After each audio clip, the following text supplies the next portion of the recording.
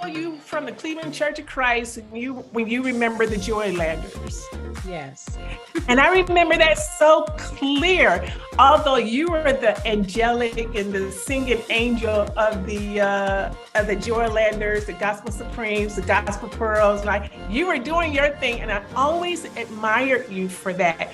How has that part of being immersed into that type of environment, how did that shape you to impact others in a way that you have? Because we haven't begun to scratch the topic of what you actually have done with the value that was poured into you in order to give to others. Hello, everyone. I am here today with one of my besties. I'm telling you, when I say she is one of my besties, she is what we would call in Cleveland an OG. We go way, we go way back. Her name is Wright, and I am so proud to have her here today on our show. She means the world to me. And for most of you who may watch our channel, you know that I am Dr. Marnita on fire with P3 Purposepreneurs, where purposepreneurs are pattern makers and pattern makers are move makers. And as most of you know, I have been searching out people who are really, really authentically walking in their purpose.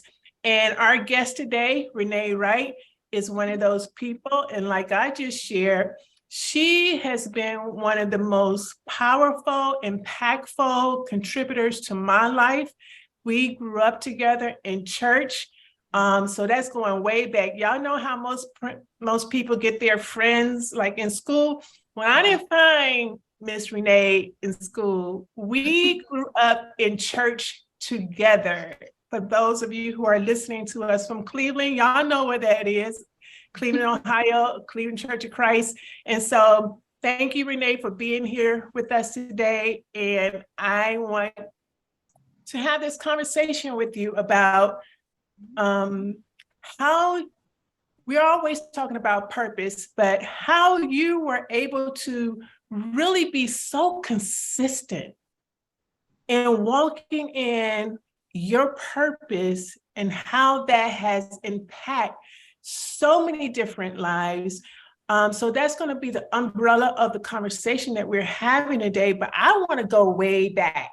I want to go way back to the beginning. So can you share a little bit with our audience where purpose and calling began for you? Okay, purpose and calling began for me as a child, growing up with 11 other siblings. It was 12 of us. So we always had a routine we had to follow by. Just with mom and dad in the home, everything was consistent. It wasn't really where, okay, 1 month you're this way and the next month is that way. We just had a guideline to follow. And the one most important thing was that we had to come together as a family. Just being a time where, we had to eat together. Everybody ate at the same time. We played outside at the same time. We all had to go to bed. We all had to get up for school at the same time. Even with 12 children, in the house, you will wonder, how could they possibly manage that? And sometimes I used to wonder, but I didn't wonder because we had so much love in the home. We didn't care. It was just a hustle and bustle and everybody moving, trying to get it done. And then on the weekends, we knew that was cleanup day where everybody had chores. You had to get those done. And then Sunday, you had church. But in our household, we had church like maybe 3 times a week. And then Sunday was the grand finale. So that was the beginning of a being consistent is having a consistent, stable home life. Mom and dad in the home. And we know today it's not always like that, but still, it doesn't matter if it's one parent or two, you still should form that discipline, that structure and consistency. So that's how That's I was, amazing. right, really to impact anybody. I had to walk that walk, not just talk it. Yeah, that really carried over as I've watched you and looked up to you. That really carried over in your walk through life. And you talk about your family, and our families were so close. Are so close. I'm like, we're like, there's no past tense here. Our families are so close.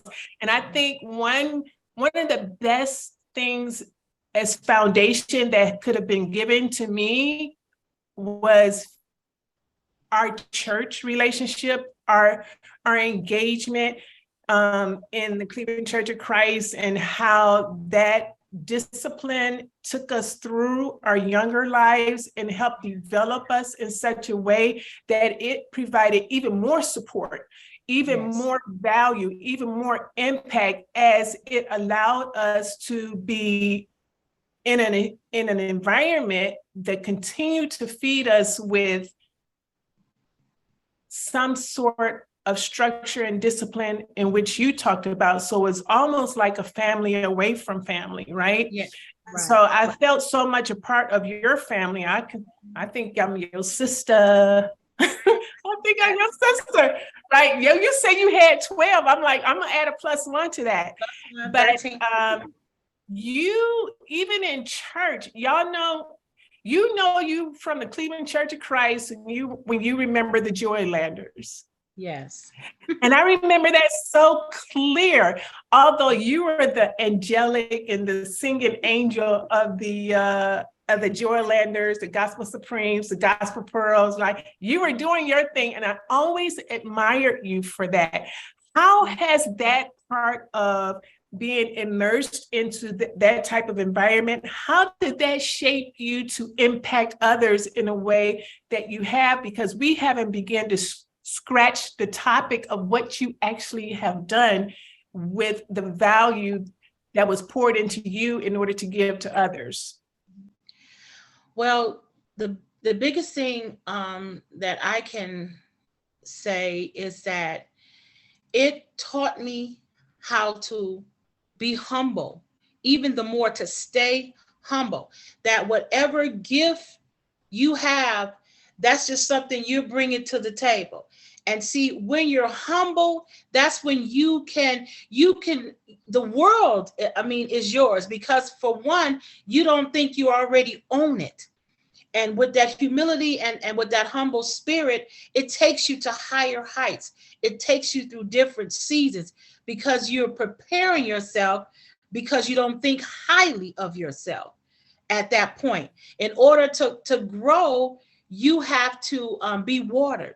And you can't grow if you can't be watered. If you already got all the water, everything is going to pack down and drown. So I would say just humility, just being humble. That was the key, the number one key for me. And you are always so consistent with that. Y'all, we call her Nene. And then some people, and some people call her Coach. Like, just, is it Coach or Coach Nay? They say Coach. Still today, they just say Coach Wright or Coach. Mm-hmm. So they say, so after you got out of your I think, like, aside, church aside, because that's just a common thread that runs through our lives. So aside that, you went on to higher education, and can you take us on that journey from like going to higher education and then going into your profession? Because your family was all of y'all are so athletic. Like, because that's a gift for y'all too. Like you said, your gift is your seed. It's not yours. It's something you use that God gave to you. And one thing for sure, you can count the number. If you take the apple analogy, anybody can count the number of seeds in an apple, but nobody can count the number of apples in a seed. And I think you are so representative of the latter. How many apples are in that one seed, that gift that God giving you? Can you take us on like the start of that journey and how you became to be Coach? Okay. You know, it's so funny because as a young girl, I always liked to play with my brothers. It was 7 boys. So we always played football, played basketball out in the yard. Everybody said we had our own team because we would go to the basketball courts, and it's 5 or 6 of us, and we all could play. So people would want to play up against us. So, and they said, well, you got the girls.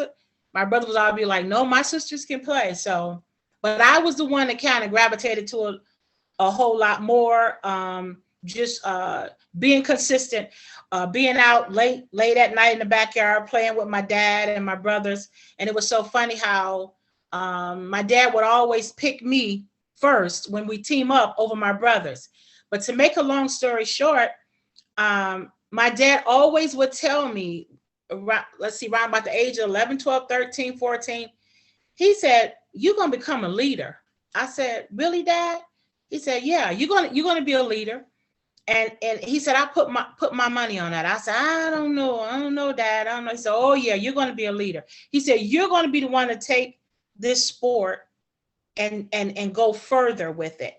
And my thought was, okay, there was no WNBA for women, but I thought, oh wow, maybe by then we'll have a team and I'll be the one that could do that. But to make a long story short, just my father inspired me with that, but he only was telling me what God had already destined for me to do. And then, like I said, bringing the church as a part of it, I also played, with our late bishop. He always would choose me to play with the grown men as I got older and 16, 17, 18. It's just somebody always believed in me before I even believed in myself. I didn't even know if I could really do these things. But I know playing along in high school, my coaches that I had one great coach, but then he had passed away. So by my 11th grade year, we got a new coach, and I won't say a name, but God bless her soul. But the love and the care wasn't there. And I just made a comment. I said, boy, one day I wish I could when I leave this place, I want to come back and give back to some younger kids, things that I didn't receive. I was just so willing to do that because Glenville was our rivalry, and Glenville, they had it all over there. And I just said, if I could just come back and give it in that way. But I just spoke it in the atmosphere. I had no idea that would take part. And that's why being humble. And then another phase going through, when I finished high school, I went to Dyke College, which was a business school. It was called Dyke then. I think it's Stratton College now. But it was a business school. And my thought was, I'm just going to play ball here and finish out. I want to be an accountant. So, and it was so funny. I was only 18 or 19 years old, Marnita. And that's when the opportunity came for me. My late former athletic director at John Hay High School, he told my brother one day, he said, what is Yvonne doing? Is she's in college? He said, yeah, she's at Dyke. He said, you tell her to come up to John Hay and see me. I had no clue, no idea. I said, what? So my brother brought the message home. I said, okay, I'll go up there. So I'm going up there to see the athletic director, Mr. Richard Newsom, who gave me that opportunity. He said, I want you to apply for the head girls basketball. I'm only 19, right, Marnita? How could that be? And those girls the same age I am, some of them 18, 17. I said, what? I said, but I'm going to Dyke. He said, you could do that. You can swing it. He said, you could still be able to do that. So I said, I don't know. I have to go talk to my father about it, blah, blah, blah. Okay. So I talked to my dad, and he said, well, if you take it, you're going to have to make a decision. He said, you probably still can go to school, but you're going to have to give up playing. He said, because you can't swing both of them at the same time. He said, but I tell you what, he said, it may not be a lot of money in it. He said, but you got to trust your heart. And that's what he told me. He said, follow your heart. So what I did, I talked to my spiritual father, which was the late bishop, and he was back then. He was, here with us, and his son is my spiritual father as of now. But I said, Bishop, I said, what do you think? I said, they asking me to come and apply for the job. Do you think I'll get it? He said, yes, you will. He said, it's yours. He said, claim it. It's yours. I said, okay. So I claimed it. Bless God, went on the interview, and the principal hired me right on the spot. He didn't have a clue, what I could do. I'm only 19. What could I do? But see, that's what I'm saying. I didn't call myself. God called me to do what I needed to do, because it was more than just a sport. It was about life lessons. And he needed a messenger to take this message and carry it through basketball to save as many people as you can. When I mean save, I don't mean save you with the Holy Spirit, but it's to save you from harming yourself, to try to steer you into some directions that you may not even thought you could do, like I once did. But he was using me as that vessel to help the youth. And it's so much I've gone through, and so much I experienced. I can't even begin to tell it all. I'm trying to go through little bits and pieces, Marnita. So all I know is that your gift, like it's in the Bible, right? Your gift makes room for you, and your purpose is divine. It's not something that you go shopping for. It's already destined for you. And you have what I call angels. Even if we consider your dad, if we consider Bishop, the bishop we have now, if we consider our former bishop, they were angels in our life to guide us on that path, to make sure that we are moving in a direction to provide the most impact as possible, to help as many people as we can at the highest level. And your gift for athleticism and your passion for young people is just extraordinary. I would even venture, and you can tell us more about this, I would venture to say you have helped thousands of young women, probably young men too, but in particularly young women, do things that they probably never thought was possible for them. Can you share just a little bit for our ears what that looks like? Because I can't even imagine all the lives that you have touched. Just a snippet of what that looks like. Okay, it looks like when I first met my first group of young ladies, I remember two of the young ladies that I recall. And one of the names was Ella Banks. I know she wouldn't mind me saying her name. And Charlene Banks. They were sisters. One was a senior and one was a sophomore. And here I am, 19, and the Charlene was 18. How are you going to go in and take control of a team, at that age of this magnitude? But the one thing I knew, my mind was right, my body was right, my spirit was right. And I had to go in with that confidence, and hopefully those ladies would buy into, what you were trying to send out. And when I say buy into, I just mean for them to believe. And in order for them to believe, they had to really see that you meant what you were talking about. You may not known everything, but they knew it was genuine. The love was genuine. But going back to work ethic and just every day in their lives, it was a balance. And I always tell them, it's not just about the sport, it's about the mind, body, and the soul. And we address that every day.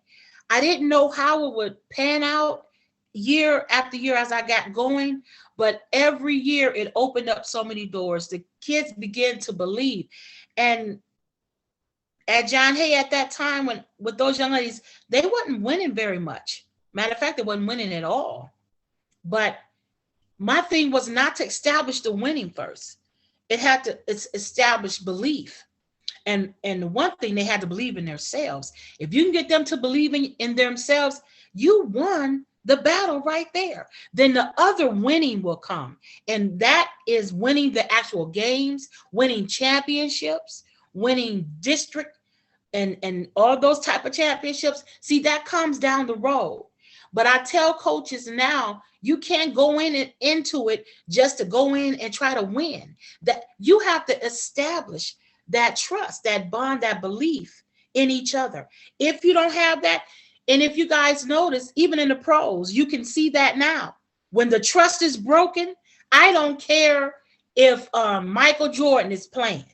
If the trust is broken, the team will not exceed those high expectations. And we see that day in and day out now as we watch our professional athletes. But just saying, getting into those girls to believe in themselves first. Just believe in something. Believe in themselves, and then they'll buy into everything you're saying. And I'm telling you, at some time I didn't know, but they were listening every step of the way. And if I start off with those two young ladies all the way to the end of my last year of coaching, I mean, those girls, most of them going on, they're doctors, they're lawyers, they're nurses, they're teachers, they're coaches, they're administrators, they're pharmacists. I mean, it's just so much. But even in all of that, you can't save everybody. But I was on a roll where I seen all of them doing so great, but it was a few down the road that I didn't think I let them down, but it hurt me so bad. Because when you pour your spirit into them, when you pour all you have and you give all you have, it hurts. And that's when you in it to win it for the long haul. But it was one young lady, I won't say her name, but she had one of the top offers. She had colleges recruiting her from everywhere. And I worked hard. I worked hard on that one. I worked so hard for her. But that's just going to show you can't save everybody. But I do believe, even though she took a different turn, but I'm going to tell you, everything we poured into her, I believe before she leaves this earth, she's going to get it, really get it. She's going to get it together. And that's what I'm saying. You can't beat yourself up if slight failure comes, because without failure, you still wouldn't know how to get up. You wouldn't know how to keep going. If everything is too good for you and too easy, it wasn't meant to have. You weren't doing something right. So just trying to put it all together is just, I've been in some highs, but I've been in some lows. But through it all, I believe that I gave my best, and I'm still giving, in a different form. But just to see those girls and what they're doing, and when they relate back to me, it's so overwhelming. It just floods my heart, Marnita. I can't even, every time when I sit and think about it now that I'm retired, it's just so overwhelming. It's so full of joy to see and hear from them and know that they're still doing great. It's amazing. That's great. So when I hear you saying, what must be present at the foundational level of anyone that you're providing impact and influence for is work ethic, is discipline, yes, and is belief. Yes. Is that a fair assessment? Yeah, I would say that's a fair assessment. Did y'all hear what she just summed that up as? Like, that's what I pulled from it. And if I'm wrong, you can let me, but I'm hearing. No, you're right. Encompass everything to be in a receiving space, to have a mindset of work ethic, great work ethic, discipline, Yes. and belief in oneself. Yes. In oneself. And Yes. you have been so amazing and how you have touched so many people, so much so that y'all, I want to share this with y'all. She is a two-time Hall of Famer. I know she was inducted into like one of those Hall of Fames in Cleveland. Is she gonna tell you more about that? But y'all know what? She is about to be inducted into another Hall of Fame. So, Nay, I'm gonna call her Nay, y'all. Nay, can you tell us about the first one? Okay, the first one, I was inducted to the Hall of Fame at my former high school, where they gave me the opportunity to, do what I could do for the youth at that time. And I was inducted through a panel of former alumni who selected me. And that was back in 2012. And now I will be receiving an induction October 29th.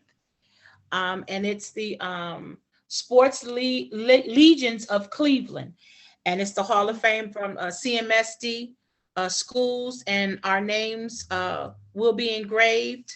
And it's 50 of us, I believe, from the city of Cleveland, from all the high schools from CMSD. So to me, that's a serious honor, because that's where, that's a legacy where your name will go down in history as one of the legends of Cleveland public schools. And to me, that's I'm so humble. I'm still trying to say, wow, they picked me out of all these people. But I'm just thankful and for the opportunity and to serve. And I love serving now all my life. That's all I know is how to serve. And I'm so full right now, Marnita. I'm not nervous, but I'm just so full, because just thinking how God has blessed me and still be able to be in my right mind, healthy, and able to do more. I know my work is not done, but I'm looking forward to October 29th. Is going to be very special for me, and some of my family will be there, and I'm just really excited, and I'm happy for all the other inductees too. Very nice. I want to say congratulations, one, on your retirement. Congratulations on your first induction, and congratulations on this third induction.